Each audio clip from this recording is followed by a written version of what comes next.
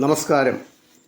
പ്രശസ്തരുടെ ജീവിതത്തിലെ ചില വിസ്മയകഥകളാണ് നിങ്ങളുമായി പങ്കുവെക്കുന്നത്.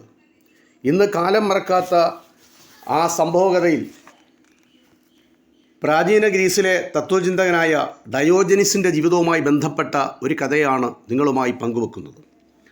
പ്രാചീന ഗ്രീസിലെ തത്വചിന്തകനായിരുന്നു ഡയോജനിസ്. വിചിത്ര സ്വഭാവത്തിനുടമയാണ് ഡയോജനിസ്.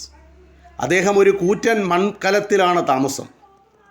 ഒരിക്കൽ അലക്സാണ്ടർ ചക്രവർത്തി ഡയോജനിസിനെ കാണാനായിട്ട് അവിടെ എത്തി. താനെന്തെങ്കിലും സഹായം ചെയ്യണമോ എന്ന് വിനയത്തോട് അലക്സാണ്ടർ ചക്രവർത്തി ഡയോജനിസിനോട് ചോദിച്ചു.